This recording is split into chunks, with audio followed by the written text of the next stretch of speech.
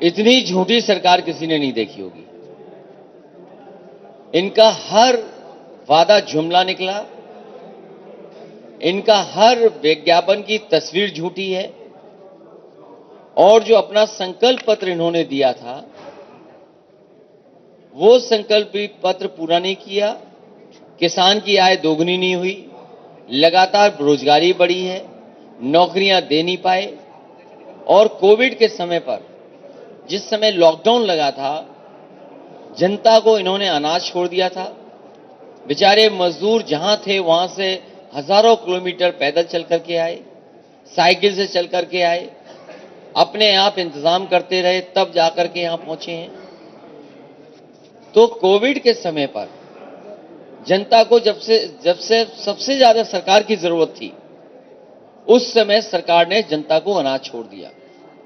बहुत सारे लोग ऑक्सीजन और दवा की वजह से हमारे बीच में नहीं रहे।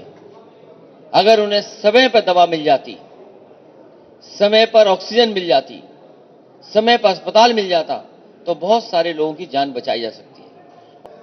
जो सड़कें बनाई, 4 लेन बननी चाहिए थी। ये सरकार बताए कि जिला हेडक्वार्टर को जोड़ने वाली कितनी 4 लेन सड़क बनाई। मुझे याद है, लखनऊ से नानपारा वाली सड़क में 4 लेन बनाना चाहता था, उस समय की सरकार ने बनाने नहीं दिया, कहा कि 4 लेन नहीं बन सकती है। और उसी समय फैसला लिया कि 4 लेन बनेगी, और बहराइच से श्रावस्ती आप जानते होंगे 4 लेन सड़क बनाई। ये भी आपकी जरवल वाली रोड 4 लेन बनाई। अब 4 लेन रोड बन गई, जहां डिवाइडर में पेड़ लगने थे, पौधे लगने थे, फूल लगने थे, वहां बताइए सांड बैठे हुए। जो सरकार सांड ना हटा पाए, उस सरकार से क्या उम्मीद करोगे आप? इसलिए यह सरकार जाने वाली है। जब से समाजवादी पार्टी ने पहला संकल्प पत्र लिया है, जो पहला संकल्प लिया नए साल पे कि गरीबों को और सभी लोगों को 300 यूनिट फ्री बिजली मिलेगी, उसी दिन सरकार घबरा गई। अब सुनने में आया कि उन्होंने भी बिजली की दरें कम करना शुरू किया है। किसानों के सिंचाई के लिए आधा कर दिया। समाजवादी लोग फ्री देना चाहते हैं, ये आधा देना चाहते हैं। अब जनता तय करेगी कि पूरा का पूरा बिजली का, सिंचाई का फ्री किसान चाहता है कि आधा रेट देना चाहता है। देखिए, मैं उस पर बहुत कोई बड़ी बात नहीं करना चाहता हूं, लेकिन मेरे पंजाब के लोगों से और किसानों से अपील है कि कम से कम प्रधानमंत्री जी को मंच तक तो जाने देना चाहिए था। मंच पे जाते खाली कुर्सियां देखते तो अच्छा लगता उनको, और खाली कुर्सियों पे भी भाषण देना चाहिए था, क्योंकि यूपी में भी खाली कुर्सियां हैं उनके लिए। तो कम से कम किसान भाइयों से हमारी अपील है कि अकेले मंच पे बोलने तो देते उन्हें। नहीं, मुझे याद है अपना एक समय मैं कोडरमा में गया था, तो मैं देख रहा था कि हमारी पार्टी के नेता लगातार मुझे रोक रहे हैं। कार्यक्रम 11 बजे का था, बोले आधे घंटे रुक जाइए, फिर आधे घंटे रोका, फिर आधे घंटे रोका। जब 1.5 घंटा हो गया तो मैंने कहा कितनी देर रोकोगे तुम मुझे? तो एक ने मुझे कान में बताया कि लोग कम आए हैं। तो मैंने कहा लोग कम होने से नहीं है सवाल।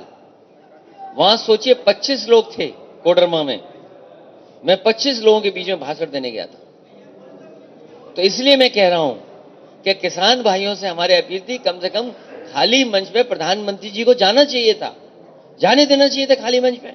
और कम से कम उस दिन प्रधानमंत्री जी और बीजेपी के लोग ये बताते कि 3 काले कानून क्यों लाए गए थे और 3 काले कानून क्यों वापस किए गए थे, ये सुनने को पूरा देश रह गया। इसलिए हमें दुख है इस बात का। मैंने कई बार आपसे कहा, समाजवादी सरकार में जो एक्सप्रेसवे बनाया था वो 22 और 23 महीने में बनकर तैयार हो गया था।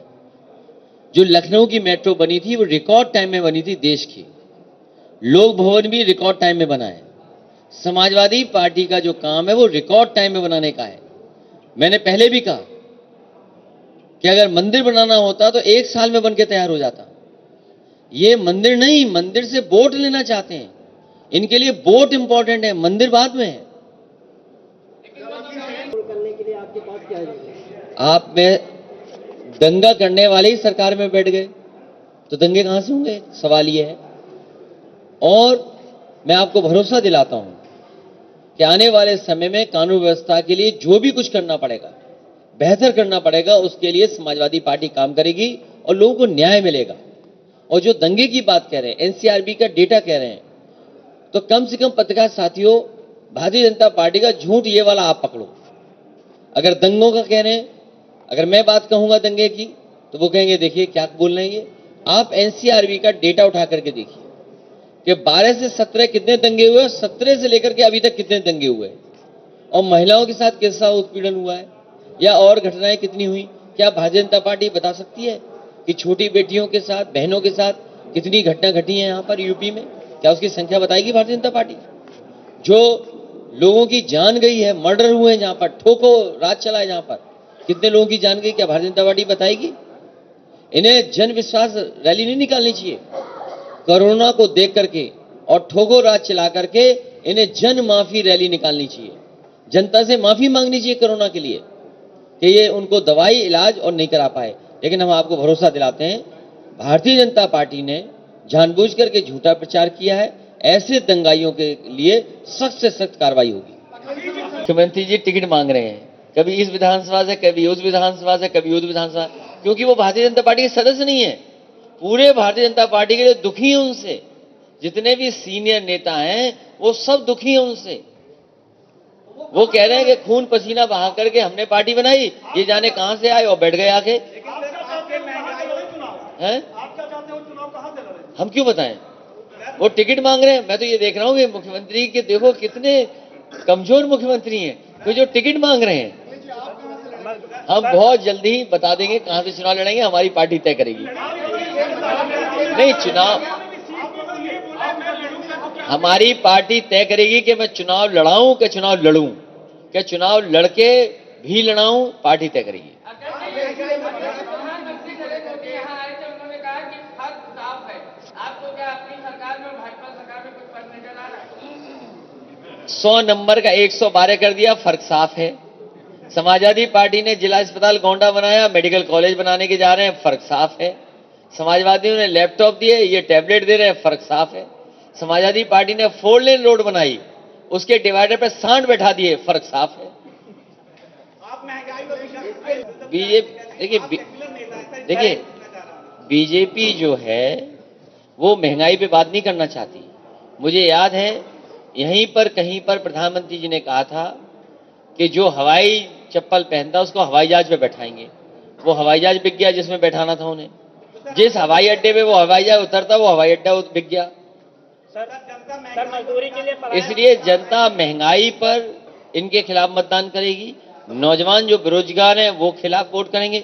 इतनी लाठी कभी लखनऊ में नहीं चली होगी, इतने नौजवानों ने आंदोलन कभी नहीं किया होगा जितना इन सरकार के खिलाफ हुआ है। ये नौजवान इस भारतीय जनता पार्टी को सबक सिखाएंगे।